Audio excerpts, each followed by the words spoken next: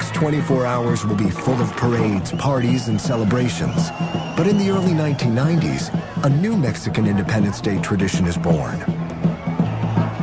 El 16 de septiembre en México es la fiesta de independencia. September 16 is Mexican independence, and we have a military parade on the streets of Mexico.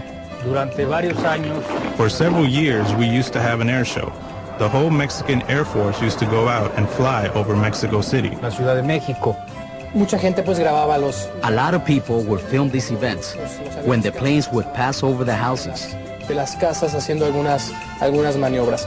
There are many videos where certain objects are seen, flying over and passing closely. Sobrevolando y pasando incluso muy cerca.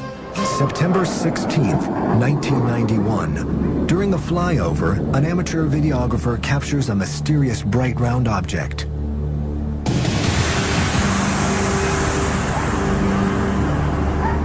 September 16th, 1992. An unidentified object is spotted flying through the sky.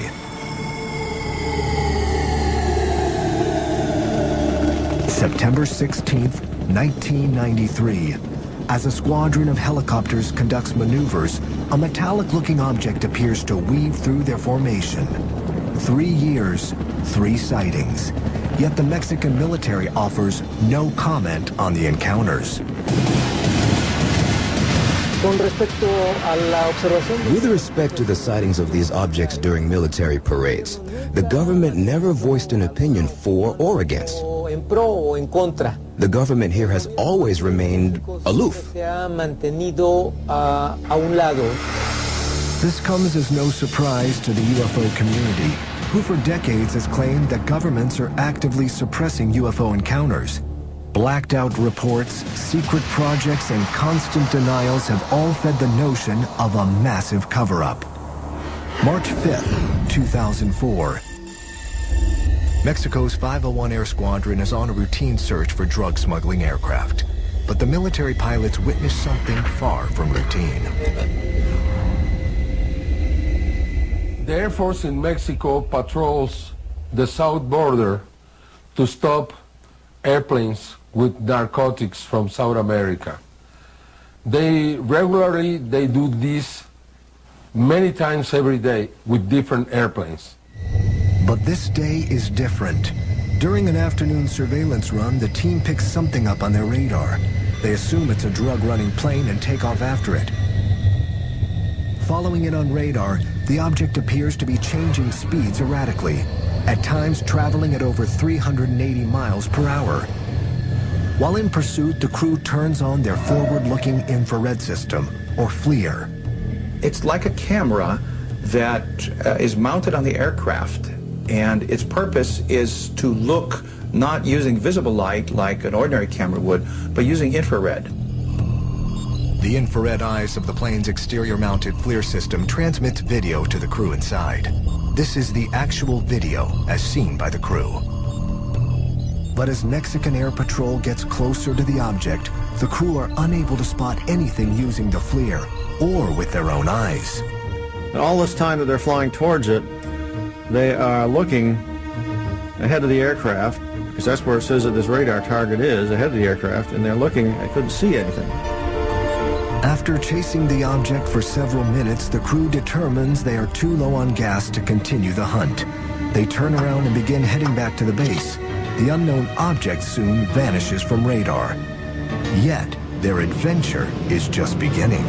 The FLIR operator was still operating the FLIR, and he started picking up bright lights that appeared to be at cloud level.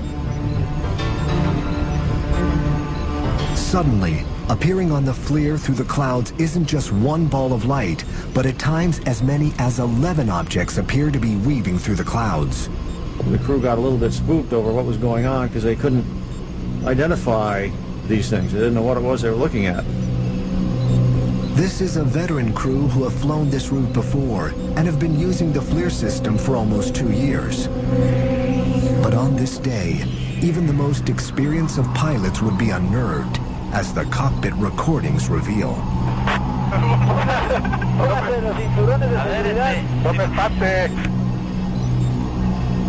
It appears to the crew the objects aren't just traveling alongside their plane, but surrounding it. a nuestra altura, o sea, no puede ser. Jóvenes, no estamos solos. No estamos solos, de veras. Qué cosa tan rara, ¿eh? Nos están rodeando. Oye, ¿qué tienes? Then suddenly, the balls of light disappear, leaving the scared and confused crew to return to base.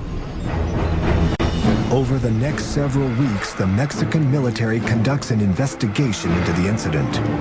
Crew members are interviewed, images analyzed, and weather data evaluated, yet no answers are found. It appears this case is destined to go unsolved and forgotten. Then, one phone call changes everything and makes UFO history. They called me and said, we have something that is from common interest.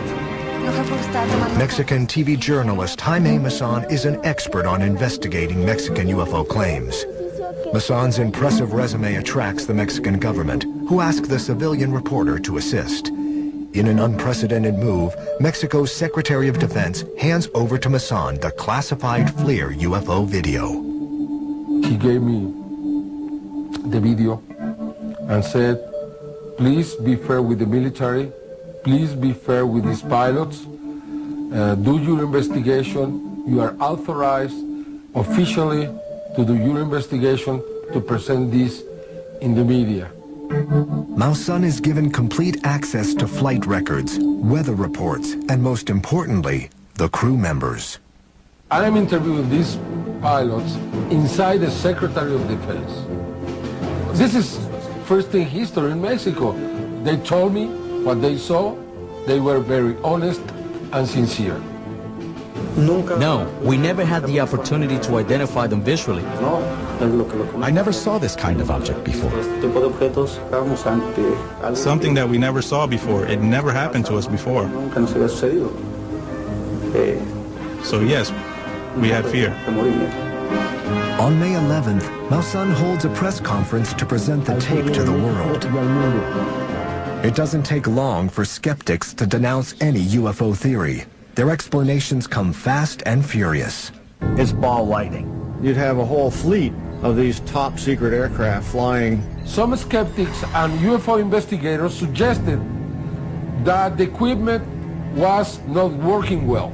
One after another, explanations are given, and one after another, they are discredited.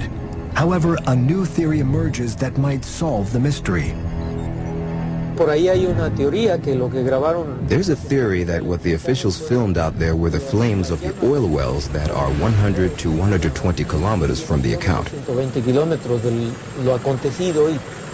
They appear to be brilliant glowing objects in the infrared. Of course, they were not visible to the eye, but that's the whole purpose of the infrared camera system, is so that you can see things by their heat signature. You can see things that are not visible to the eye. Could what was showing up on the FLIR system actually be distant oil wells? Those who've examined the case have their doubts. First thing that we did was analyze the lights to determine their shape, to see if there was shape to them, and how did it change frame to frame, minute to minute. If the lights are oil wells, as skeptics have claimed, then they should flicker like a flame. But using computer programs to break down the lights reveals something very different. Over a period of frames and minutes, the glow may change on the outer edges, but there is an object in the center